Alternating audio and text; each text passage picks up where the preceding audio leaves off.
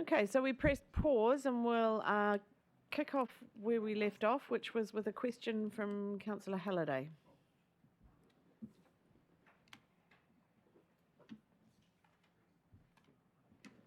Sorry, they're layman's questions. And just give me 2 seconds.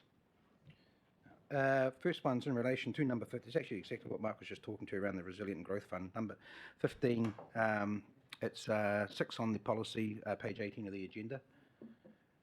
And that was, it talks the council will raise borrowings for the following primary purposes, and the 4th point is to invest in the Capital Resilience Fund, the Capital Growth Fund. My question was, do we have any activity in either one of those accounts? Through you, Your Worship, no activity whatsoever. Lovely, thank you. The other one was in regards to page 28 of the agenda, or 16 of the report.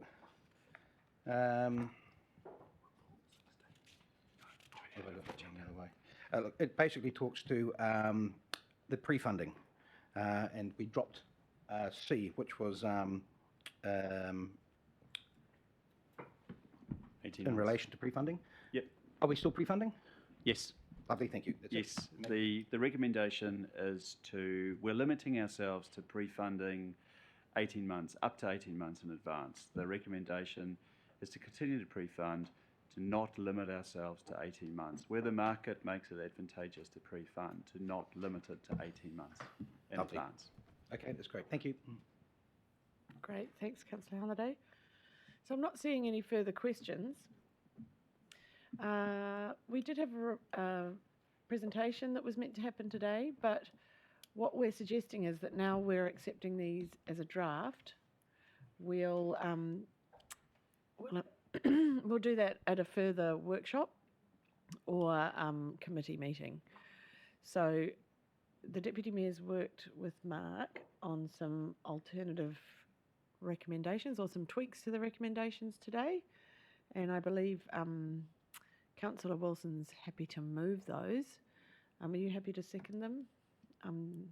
Councillor Kirby's happy to second. So give everybody just a second to have a look at them and just make sure they're happy. Would anybody like them read out? No?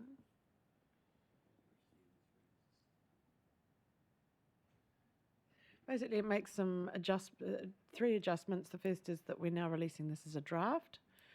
The second is some changes to the changes that we're making. And 2 corrections. Where does it say draft? An E.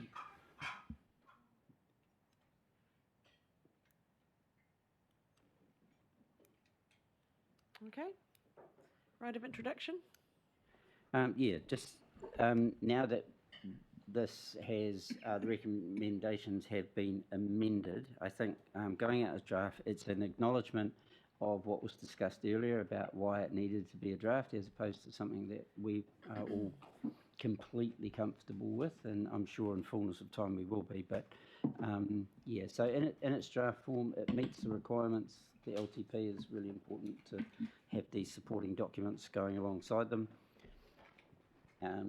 Give everybody ample opportunity to go through, and no doubt we'll all find bits that we may or may not agree with, but then we'll be able to get consensus around it.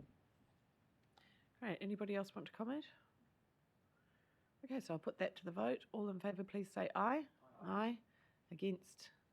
That's carried. Thank you very much. And we'll look forward to further discussions.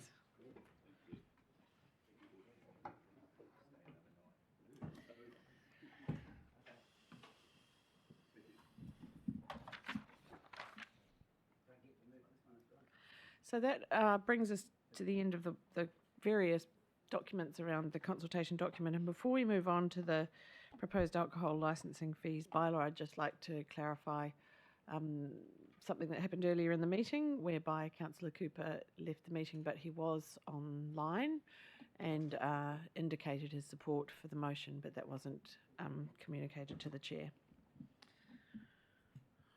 So we now move on to the proposed alcohol licensing fees bylaw. Welcome, Hamish.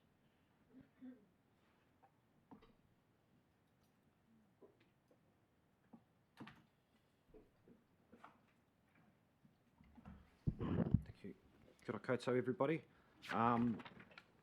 This morning we're just here to introduce report to support introduction of alcohol licensing fees bylaw. The bylaw is proposed to help us address and increase the fees that are currently set under the regulations we have for supporting the licensing functions, which haven't changed since they were introduced in 2013. So we're looking to take the opportunity to go out and consult on a proposed bylaw that would allow us to increase the fees from our cost recovery levels, which are currently around 70%, looking to increase them up to about 90% to help to support the role and function that we play in the space. We're looking to undertake that consultation alongside the LTP process with the intention of coming back and, subject to decisions from the table, put in place a potential bylaw so that we can set those fees for the new financial year going forward. Otherwise, happy to take the report as read and take any questions. Any questions? The Deputy Mayor. Thank you, Your Worship. Recommendation D, it's just it might be an error of typing. I'm just wondering, it says to incorporate any substantive feedback from the committee. What committee are we referring to?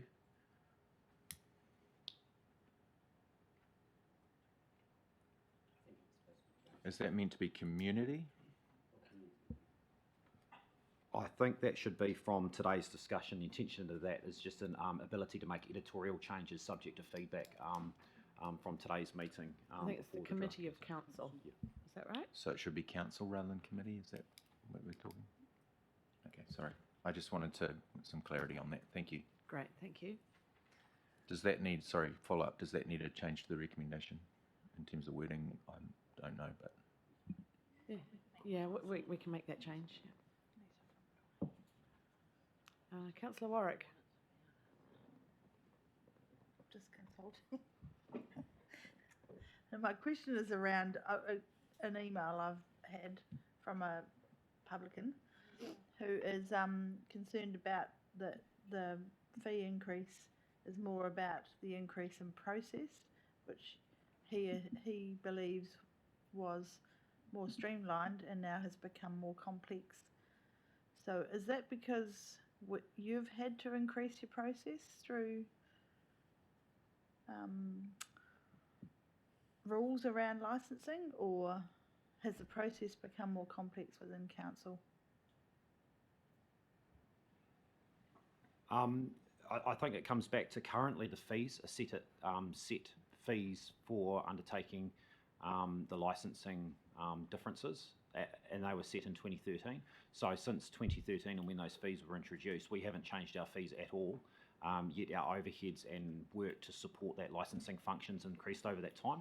So this is just looking for us to introduce fees to reflect better the proportion of work that we undertake to support those functions and how that responds against those categories of licenses. Does that answer your question?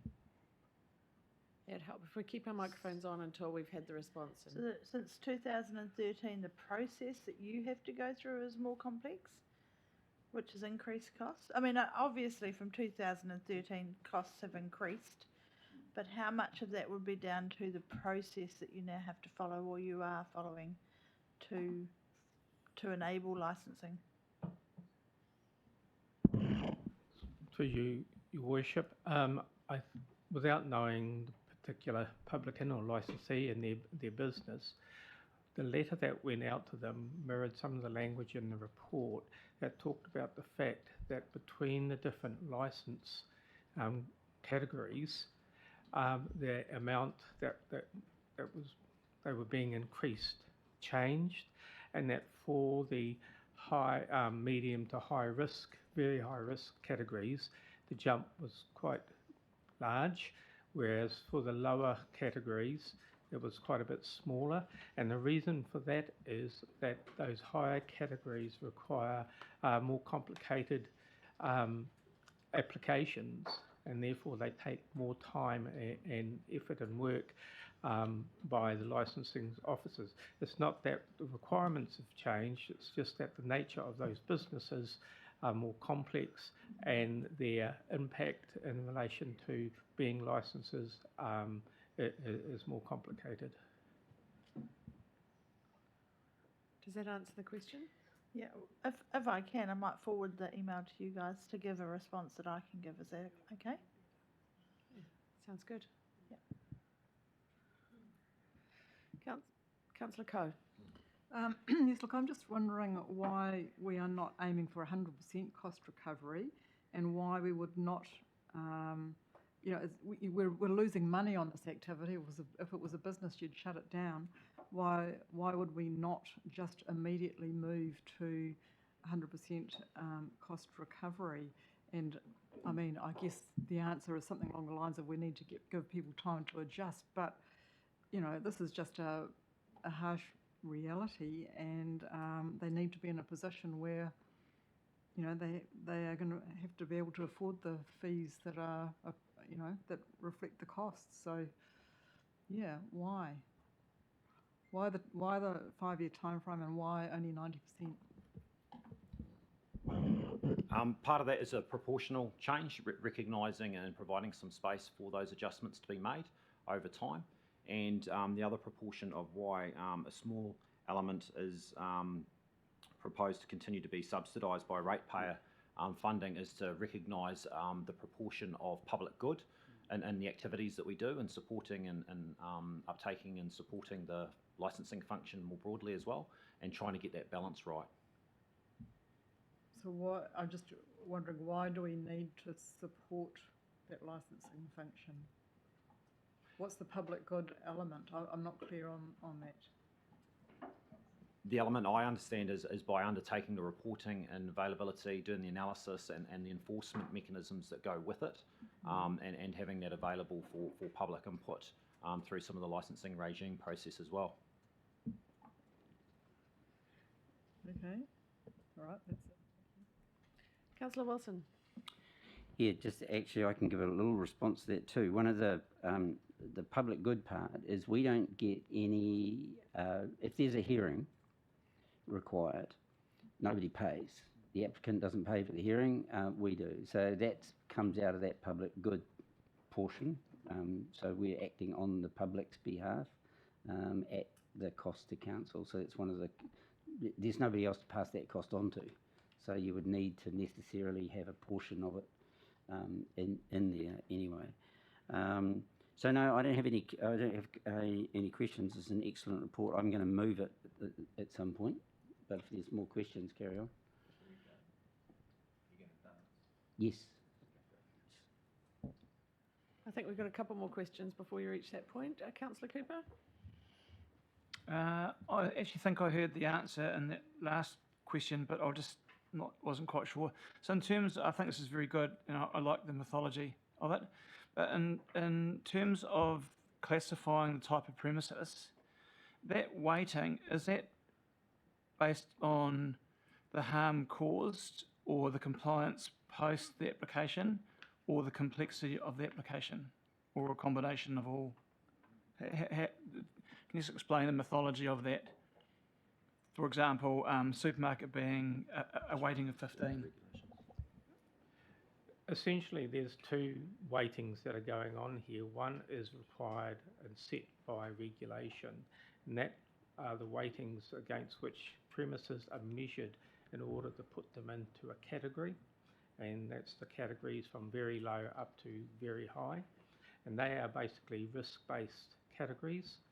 The other weighting is how we've applied the fee increases, where we've said that those are in the higher categories, from medium to very high, we're going to charge them more respectively to the smaller and less complex environments.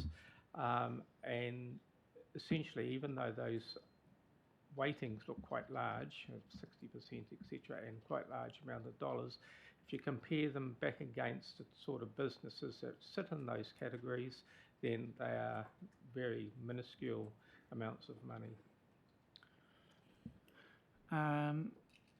Yeah, I just wondered about supermarkets. I don't know if anyone's tried to buy alcohol at a supermarket, but it's almost if you have your 16-year-old daughter with you, they won't even let you buy it. So can you just explain how supermarkets are high risk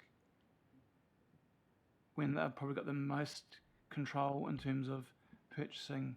I just think that's part of the regulations and level of turnover and access to alcohol are all part of the parameters under the framework, as I understand it, the regulations which categorise out those groups. So, yeah. Yep. Awesome. Excellent. Thank you. I like it. Great questions. Councillor Halliday. Yeah, look, got a couple of things, and agree. Good process here. First one is just clarifying here. What we're looking at doing here is aligning this consultation process in the same time with the long-term plan process. In theory, we could do it separately, but the idea to get that in place is that if we want to make any financial changes to the document in the first year, we can incorporate it into the next financial year. Is that correct? Correct. Yep. Okay. Cool.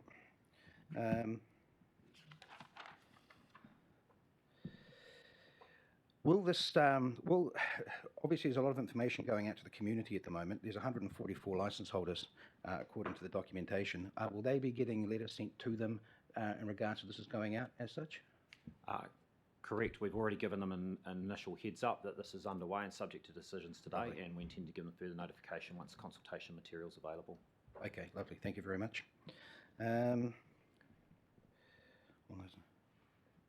The consultation document, number 53.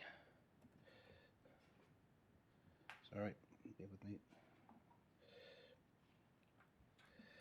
Talks to this, the consultation period will run from the 25th of March. Have we already started the consultation process, or is the consultation process about to start?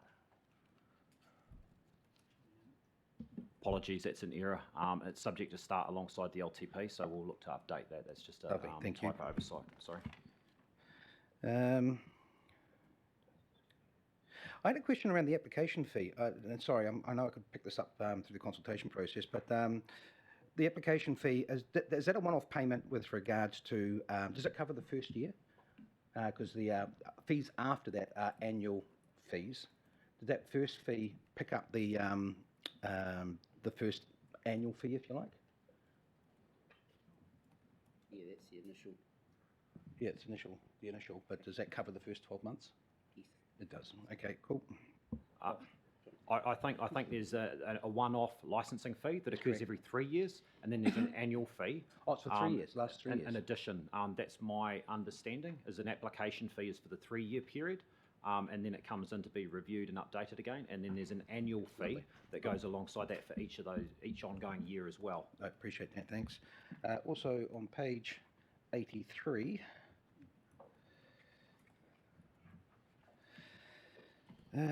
Class 1 clubs should read, now where is this? It just reads Class 1 clubs in the grey box. I don't think it reads clubs which has at least 1,000 of purchase age. I'm picking once 1,000 members of purchase age. Sorry, it's just a little thing. It's just bringing. Look, the only reason I bring it up is I always intend to email these things, and I never do. And it's just all it is. It's just a word That's that needs okay. to be added. Just keep working your way through. It's all good. Yep. Because below it talks to Club 3. Clubs have fewer than 250 members, so it's just a wording thing. I think that's a typo, and I think this is guidance we've borrowed from another It just needs a word members, source, so we can feed it back. No, that's cool.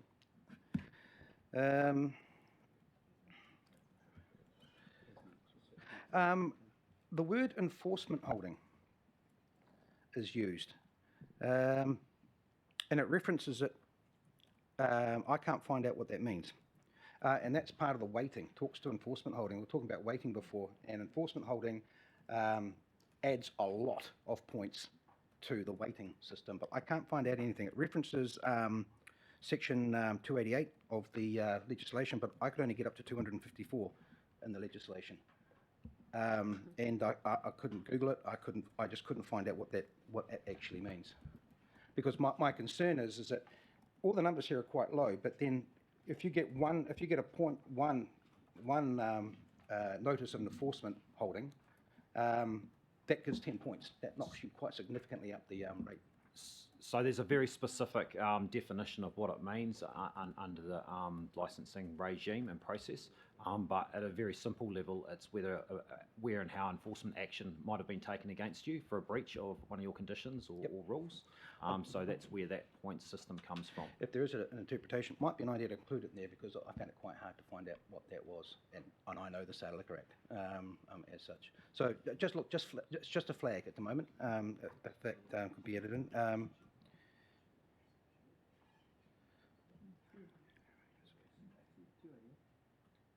And Appendix A, is that going out with the consultation document? It is. Lovely. Page 85, 86. And also this, I've got down here on pages 85 and 86, it talks about preliminary provisions. Is that going out with the consultation document as well? That's pages 85 and 86 of the agenda. Correct. Yes, that's part of the proposed bylaw itself. Yeah. Right, and that default's showing where it currently sits, and then the right-hand ones are where we will be going if we go down a certain pathway with the consultation. Is that right? All right. Okay, thank you very much. Councillor Pravanov. Yeah, thank you through the chair. So I'm just want to ask a few questions around the risk rating. So we have our licensing authority that considers all these applications, and I'm just wondering, as a start off, whether there's any communities that appeal these licenses more often than others, and is that considered to be a risk or not in those communities? The other part to that too is that it's actually about the type of premises rather than the location, and I suppose specifically in relation to schools and marae. Does that come into it?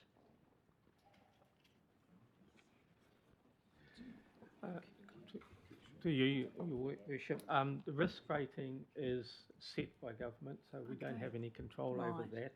It's to do with the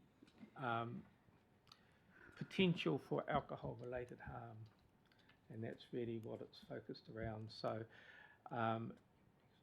it's a fairly coarse and crude demarcation, and that a type of premise, therefore it must be at this level of risk, and is, as I say, it's set by government, so we've got no control over changing it. Okay, thank you. Great. Councillor Halliday? I'm sorry, I just was reading some notes and I just wanted to clarify. Coming back to that chart on page 86.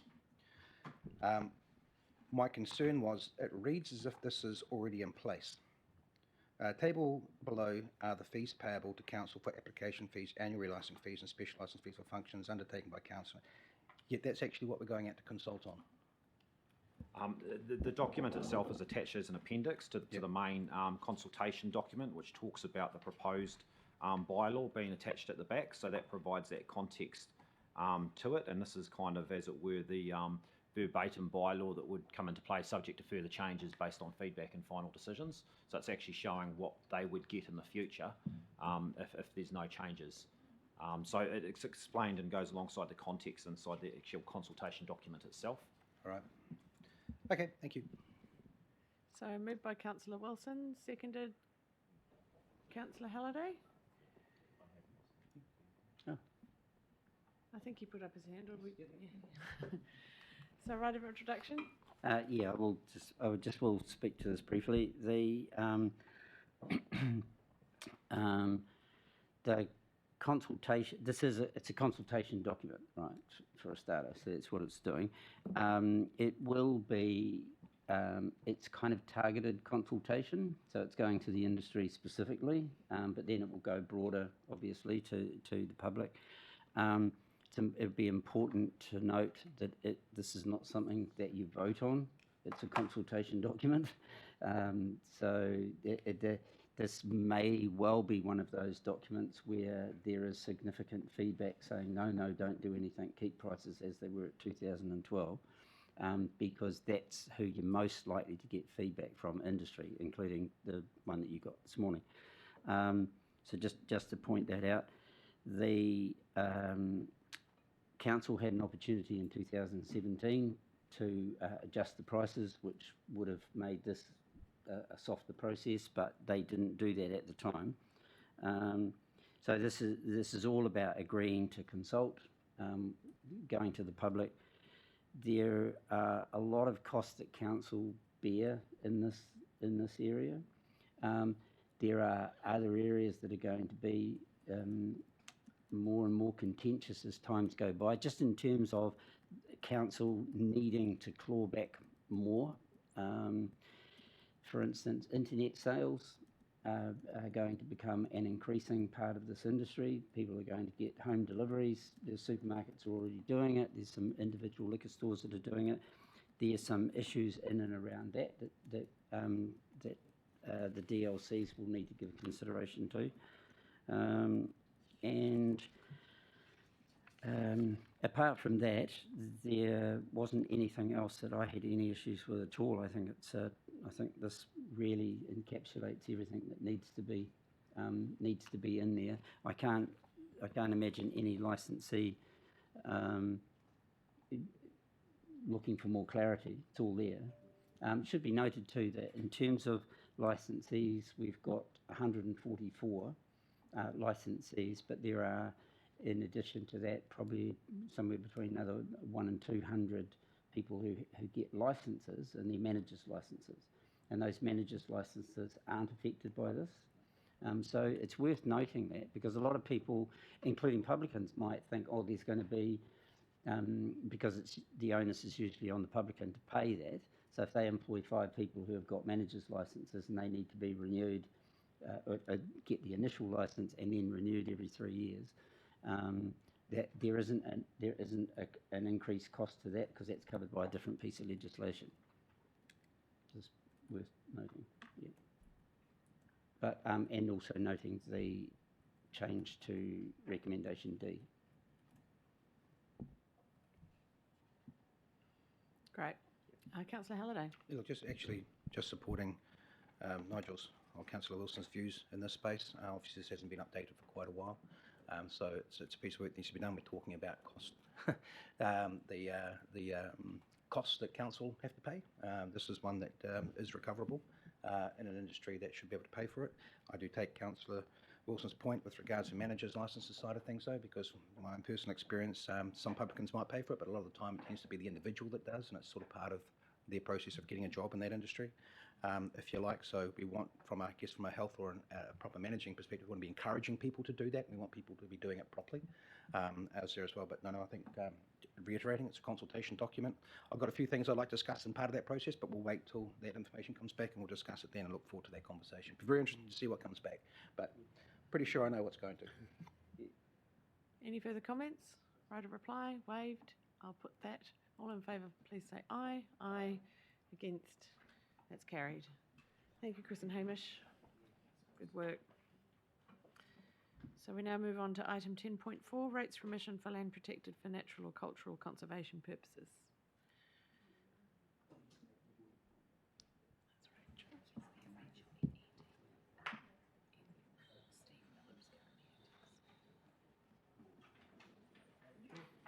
Welcome to the table Rachel Ashdown and Andy Mackay to present this report. Is it to do with this paper? Does it need to happen now? Okay. Thank you. Are we taking the report as read? Would you like to take some questions, or would you like to make some comments, draw any points out? I'll leave it to you. Yes, please, if the report Sure. can be taken as read. Great. So we're taking this report as read, and I'll invite questions from the table. The Deputy Mayor? Thank you. Just a question around paragraph 15, table 1. I'm finding it quite hard to understand how that. This is page 89 of the agenda. There seems to be a whole bunch of extra numbers. Doesn't clear to me which bracket fits where and how much. There's just. Can you explain that for me, please? Through you, Madam Chair. Yeah, no worries. Apologies for that. It is a typo. There was a problem with the IT system. So in column number 1, the second row should read bracket 1, and then 2, 3, 4, 5, 6, 7, 8, 9, 10. So that extra number in that column shouldn't be there. So It should the just be first number in brackets. each. Yes, Okay. the first number. And in the amounts column, that first row of numbers shouldn't be there. Okay, great. That makes it clearer. Yeah. Thank you. Apologies.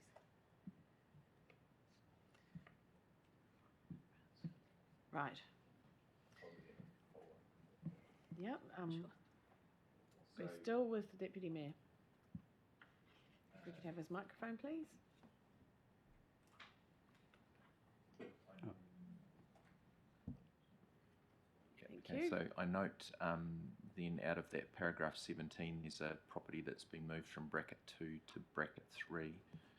Now I'm just trying to track that in the noting down below, but there seemed to be an error with that particular property as not having the reflected change. As it's still listed as a category 2 at $142, which should be $143 anyway, instead of the increase to 2. What's the paragraph number again, please? Sorry. Paragraph 17 Thank you. in the report, and then down on in the appendix to page 108, the double asterisk item. Yes. Through you, Madam Chair. So the double asterisk item is the amount that they weren't paid last year because of the error.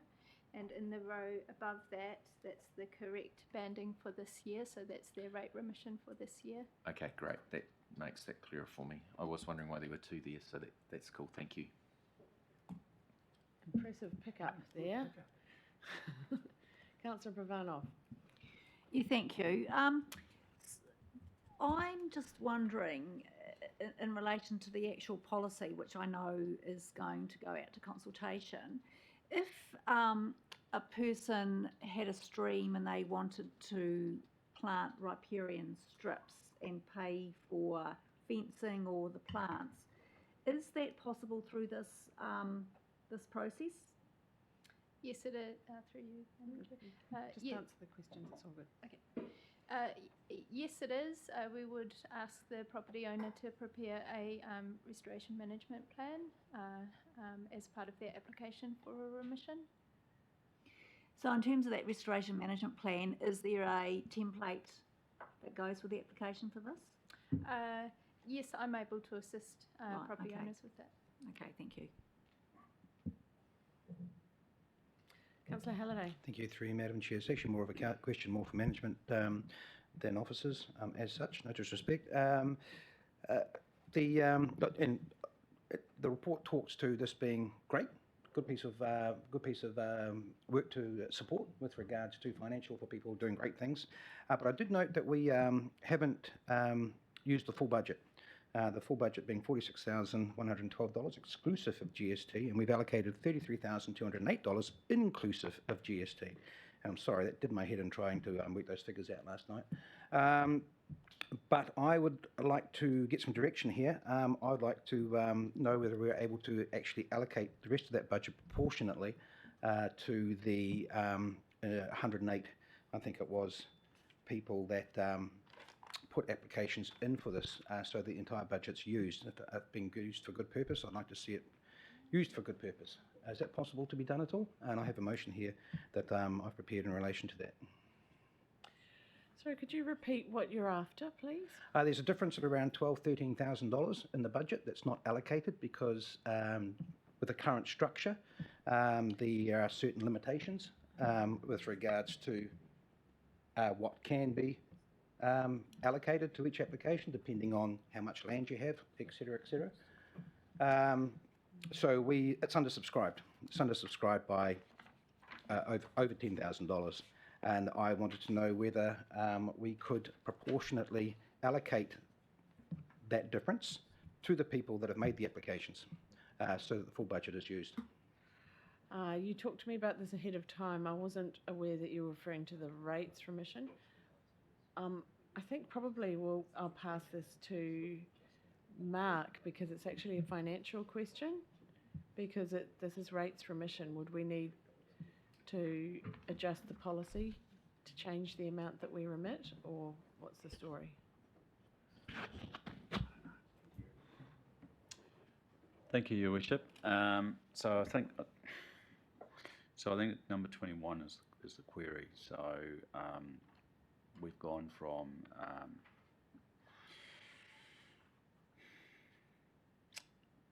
may I ask if we take this offline? I don't know the answer, but I'll come back.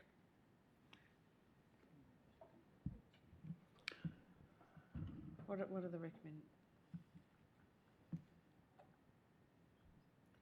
Right, well, then we can't move the recommendation, because what we're moving today is the. What was your further recommendation, Councillor Halliday? Oh, look, that the remaining budget of whatever the figure is be applied to all recommended properties as per Appendix 2 proportionately. The finance for 2023-24 only, and that this detail be included in the confirmation letter that is to be sent.